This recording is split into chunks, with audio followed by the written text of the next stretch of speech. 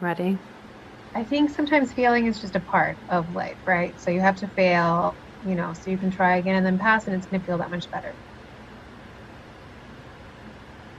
Whoa. And we are going to be talking about what matters to you.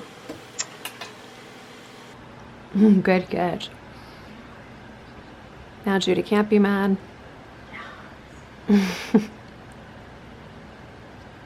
Hi, guys. Morning routine. What I wanted to do this week was to talk to you a little bit about the next step in our vision board project. So you guys are actually going to create your first draft this week. While you're creating your first draft, Dear diary.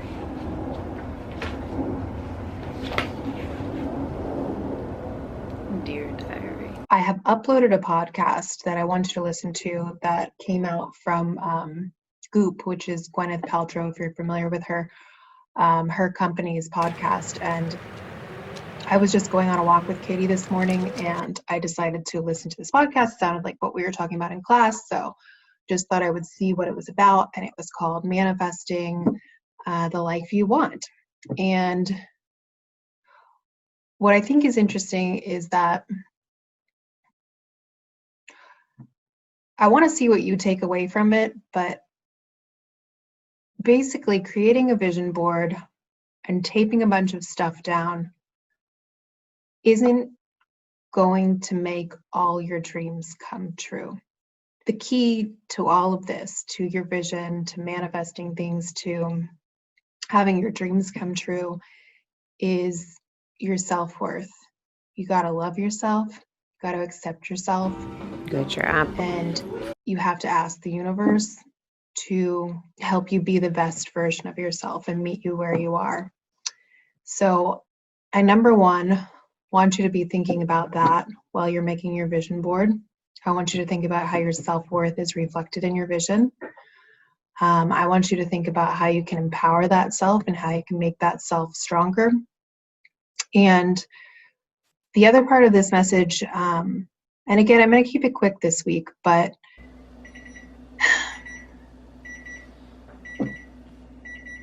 this is one of those things where I just wish we were in a classroom together to go over this stuff, but here we are, and at least we can be grateful that we can connect through technology.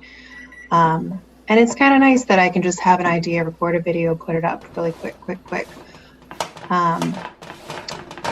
anyway, I'm getting off track. Let me look at my notes. Okay, so self-worth, number one.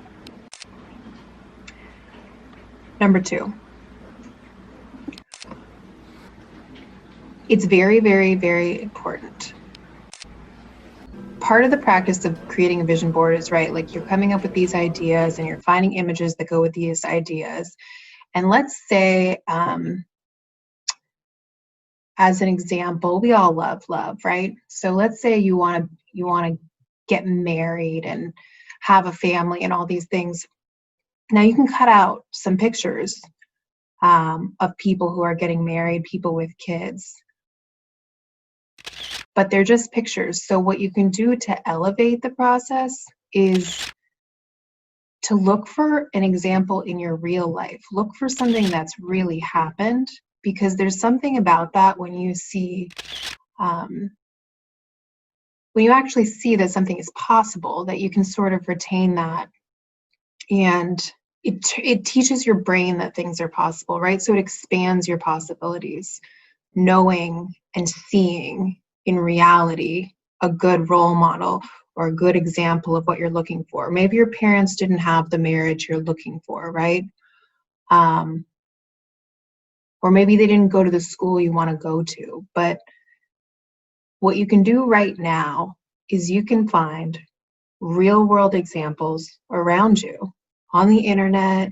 I don't care if it's a sports team, whatever, wherever you get your inspiration is fine.